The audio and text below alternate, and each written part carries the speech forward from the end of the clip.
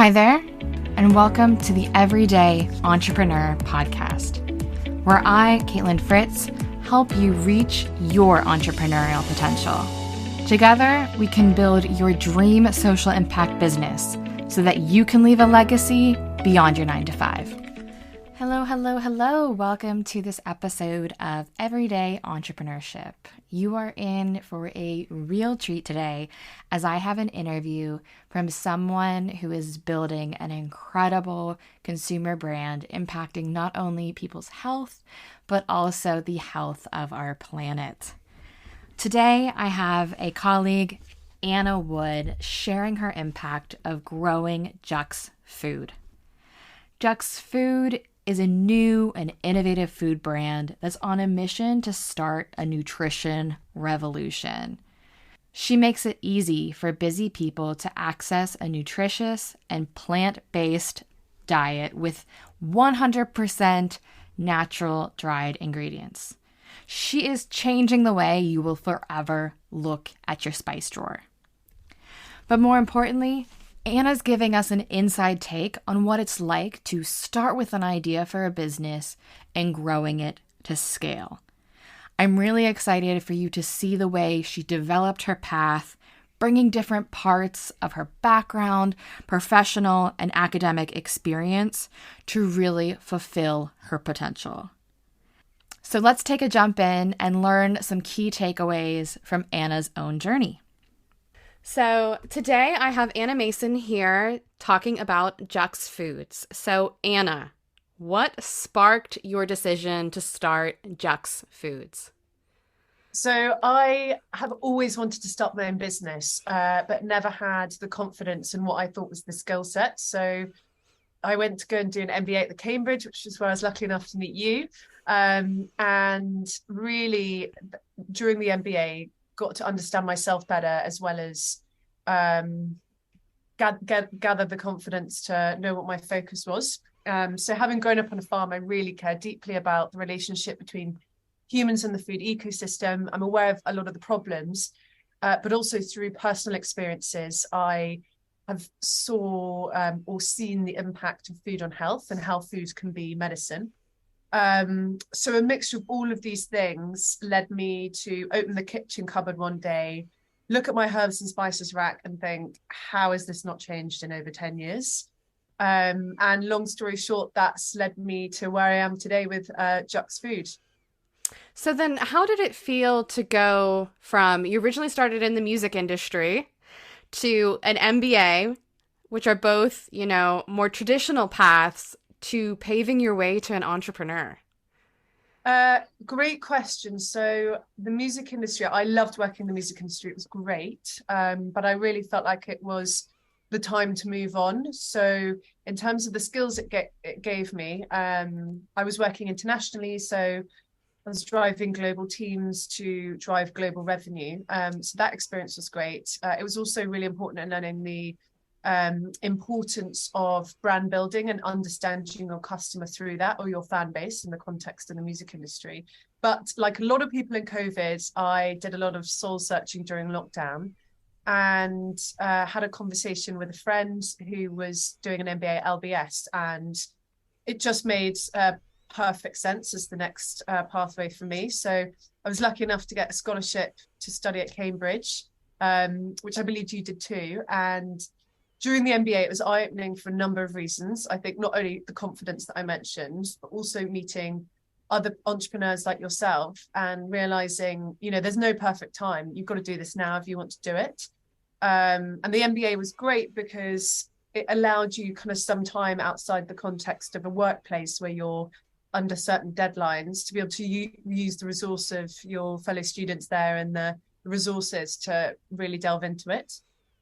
So I started doing some research alongside my studies, and then as of September, have been working on Jux full time, a day after I got married, and actually became Anna Wood. Amazing. Sorry, Anna Wood. I love that's it. Okay. I didn't correct you, so that was my fault. No, that I love that. So you had this space and time to really think. I feel like being surrounded by 100-something individuals who are innovating, coming up with new problems, something had to naturally spark up. But how did you go from looking in your spice cupboard, being like, nothing has changed, I would say in like 100 years, and then the last 10 years, to getting your hands dirty with your first prototype? What was that step looking like? So, as you probably would expect, it was less of a step and more of 1,000 steps in the wrong direction, or one step in every 10 being in the right direction. So, really, it was a process of, I don't like to say making mistakes, but more making lessons. So, I started, actually, when I first had the idea, I then tried to go straight into fundraising and quickly realized it's not B2B software or an AI product. Right. It's a consumer brand, so you need sales, otherwise no one's going to give you their money, which is totally fair enough. So I then pivoted and decided to go completely the opposite direction, which was a DIY route. And really that's been incredibly fruitful for a number of reasons. But it has led me, I think, through probably 6 steps to really test the product and understand the customer and get to the point where we are today. So last November, I was in my kitchen. I did a food safety standard course. And so I would put on my hairnet and my white apron, etc., and literally making the products at home. And I then went to local food markets, and it was a fantastic exercise, and definitely anyone in the consumer goods sector, I would advise you do that before you do anything else. So I know this has to be intimidating for some people out there going out. I started in markets as well. I mean, you got to start somewhere. How was it getting through your first market, putting yourself out there? You know, what kind of steps did you have to take to get your mindset right, to really just put yourself out there, put your product out there for the world? It's a great question. I think I'm so busy. I often don't. I don't know how to say this without it coming across the wrong way, but I often don't think about it too much. I just do it. So I would say, don't spend too much time thinking or overthinking. Just learn by doing. So for myself, it was quite intimidating. The first food market I turned up to, I think within about 5 seconds, I thought, oh my God, what am I doing here? I was next to the RSPB, which is a bird protection agency, and a stand selling moss, which is great. But I thought I've just wasted my time because I'm not going to hit the customers I thought I was going to hit. Luckily, it was a huge success, and we were the busiest stand there that weekend. But really, I went about the process not trying to sell, but just trying to talk to people and understand how they are and who they cook. And I remember that moment of sheer joy where I made my very first sale to a lovely lady called Karen, who I think was extremely overwhelmed because I hugged her and I wanted a picture with her. But I think it really made her day. So Karen, if you're listening, thank you.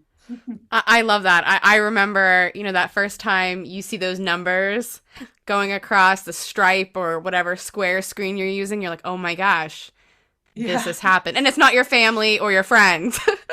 Exactly. And then you realize that every 5 minutes for the next 8 hours, you'll be doing it over and over again. And then it's just the surrealness of getting that sort of validation. Because I feel like sometimes people want that instant validation, which sometimes works, sometimes doesn't.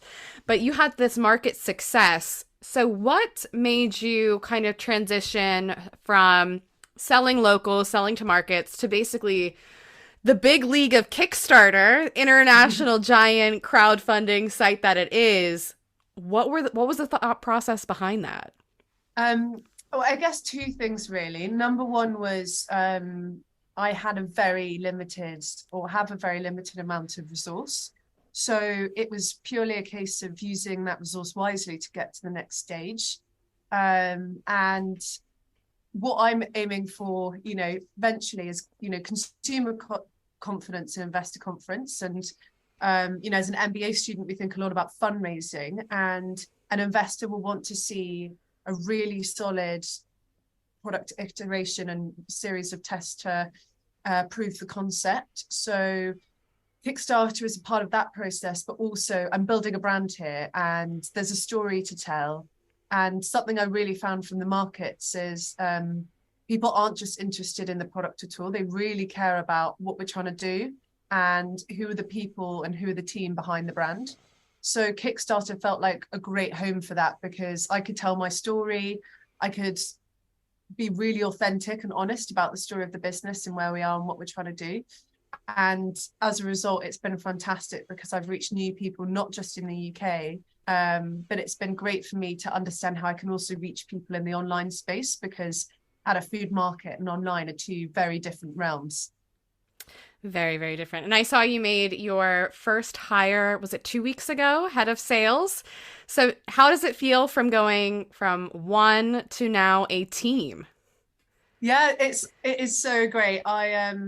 So a lot of people said to me when you start this process about the benefits of a co-founder and things, and I did look for a co-founder for a good amount of time and had some really interesting conversations with some people very senior, other food tech businesses. But it is like a marriage, and a lot of people I spoke to didn't feel like the right partner in crime. I've now got the business to a place where we're kind of moving away from that founded stage and into the more startup realm. So to de-risk the business, I have front-loaded team hire. So George started 3 weeks ago. He comes with a wealth of FMCG experience, which is great because that's a gap in my knowledge. We've also got Paul Stennett, MBE, who comes with 30 to 40 years plus experience in the industry. He's an experienced executive. He's led businesses or 5 acquisitions before. So really, he's that added layer of expertise. And we're also in talks with a new marketing person who will hopefully start imminently. And we're about to launch our head of ops hire. So we're growing really quickly. But definitely having another pair of hands takes it to the next level. Now, for someone listening, obviously, you have connections through your work experience, through the MBA. How did you get these people on board? You know, someone with 30 years of experience, where did you find these people? Because sometimes I get asked, where can we find X, Y, and Z skills? So I'd love to hear your experience. Yeah, it is a great question, and it is really tough. So I have been really lucky in that Paul and George, I met both of them sort of through serendipity. But if you actually strip that back, I find the most helpful conversations have been with other founders, hands down. And other founders are so willing to help out and talk to you. So I just reach out to people on LinkedIn and say, I love your business. Do you have 20 minutes? And through that, people keep you in mind, and then introductions happen. So I was talking to a friend who started a company called Ferragaya, which is a Scottish alcohol-free liqueur brand, who Paul was working with, and he introduced me. And likewise, George found me through LinkedIn because I post there quite a lot. It's a fantastic platform for organic reach, and also has been really key to me starting this business in terms of researching other businesses and talking to employees and things. So really, I'd say my main 2 takeaways for that would be other founders' recommendations and LinkedIn. LinkedIn, harassing people, not actually harassing people, but getting in touch and saying, like, please, can I have 10 minutes of your time? I'll buy you a coffee. And you'd be surprised by how generous people are. Oh, yes. I love LinkedIn, and obviously the Founder Network. There are just gold nuggets there. So I guess if you were talking to someone else who's interested in getting into the fast-moving consumer good wellness space, what advice, or as you called them, learnings, would you give them as they embark on this journey? Probably the same you would do for anyone starting a business. Firstly, have patience. I'm a naturally very impatient person. And I, it's probably typical of MBAs, work at quite high speeds and quite high intensity. And there are things in business that you cannot rush. So I learned that really quickly. I put together my first business plan that I was actually looking back at the other day, and it was 6 months generating 500K and website, all of this. And you learn quickly, kind of spend time to save time and take your time. The second lesson would probably be, like we were just touching on, the power of your network. So talk to people and learn things from other people. So reach out to other founders, really be shameless in your reach outs and favors and things, because you'll save yourself a lot of time by talking to people that are more clued up on certain areas than you are. And thirdly is build your team as early as you can. I think if I went and did this again, I'd probably try and get someone else on board earlier, just because you've got someone you can bounce ideas off, you've got someone who you can share the workload with, and it's also more encouraging for other people coming on if there's an established team rather than just one of you. So those would be my three main learnings. Having said that, I probably learn something every day, so that answer may change. No, I completely understand. And I guess when you're looking at Jux, what kind of impact do you want your business to have? It's a great question. So our sole purpose for existing is to try and get or help everyone to eat their 5 a day. So the WHO recommends at least 5 portions of fruit and vegetable for a healthy diet. But it is really difficult for people to do that. And biggest poor diet is the biggest contributor to early deaths worldwide. And you can see that, not just in deaths, but in terms of in the UK, the pressure on the NHS from diet-related illnesses, and there's just a kind of plethora of issues. And it is difficult for people to eat their 5 a day. It's not that people have the option and they can't. Ultra-processed foods are cheaper than fresh fruit and vegetables, more or less. There's more fast food shops per square mile than there are fresh fruit and vegetable stores. So there's a number of barriers which we want to break down. I love that. As someone who is very passionate about fruit and veg, but it's still incredibly hard to get them. And we're living in an area, I mean, the UK is so much smaller, but in the US, food deserts, all of these things do exist. So what is the plan for Jux Foods? What does the next year, 2 years look like? Great question. So we've got a busy couple of years coming up. As I mentioned earlier, we're about to launch our seed round. We have a website pre-order going live next week. Amazing. With our official website launch coming towards the end of the summer. But really, the total ambition or the end goal is world domination. But leading up to that, in the short term, we will be launching our retail campaign soon. So George is working on our retailer relationships. So you'll see us hopefully in stores and farm shops across the UK. But also we want to iterate really quickly. So we have our starting list of herbs, spices and vegetables, but we want to be launching more products as soon as we can. We're also working on some really exciting packaging innovations in the background, because we don't want to just transform how people cook. We also want to transform everything around that. So how they store food in their kitchen, how they can access food in their kitchen, and really just making it much, much easier for people to eat a healthy, sustainable and delicious diet. I love that. Is there anything else you want to add, you want to share? Yeah, I mean, I love chatting to people about anything to do with the business or anything to do with the food ecosystem. So I definitely encourage anyone listening to reach out if you just want to have a chat or a coffee. Shall I say my email? Anna@juxfood.com. Yeah. There we go. So yeah, please get in touch. I'd love to chat to you. Otherwise, follow us online. We've got some really ambitious plans. So stay tuned and get in touch if you've got any more questions.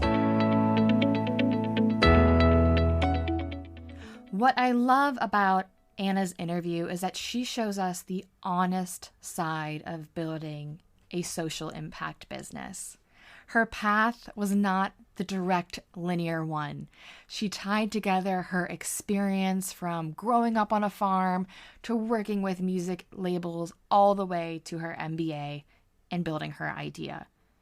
I love her honesty and the way that she shares her own pathfinding experience.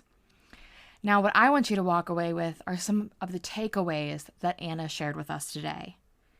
The first is that learning is a journey. She mentioned that there's 1,000 steps in all various directions that led her to where she is today. These aren't making mistakes, these are making lessons. And especially in the early days, you will be making various lessons as you grow and adapt your business. The second thing is if you're waiting for the perfect time to start a business, it means you'll be waiting forever. They mentioned this with weddings and kids. There's no perfect time. Starting a business is about taking those first steps and understanding that once again, this is going to be a step-by-step process. And lastly, Anna has the epitome of an entrepreneurial mindset. I know she mentioned she didn't think, she just did. But it really is about putting those problem-solving skills into action, going out, building those spices from your own kitchen, doing a little bit of DIY, testing, and testing, breaking through those barriers of uncomfortability, standing there at a market stall. These are all incremental steps for that mindset growth. Steps that all of us should be implementing in our own business journey. So I hope what you can take away from Anna's story is all of her lessons learned, her ability to be agile and grow her business, and her entrepreneurial mindset that led her to Jux Foods' success today. And if you're interested in learning more about Anna and getting your hands on some of the incredible Jux food, her links are in the bio, and I highly recommend you join this next pre-order launch of hers. Thank you for joining me for this episode of Everyday Entrepreneurship. To stay tuned and most up to date, subscribe wherever you listen to podcasts. You can follow me, Kaitlin Fritz, on Instagram. And if you have any questions about building your business with impact, drop me an email with the link in the show notes. This podcast is produced by the great people at the Podcast Boutique. I look forward to catching up with you next week. See you then.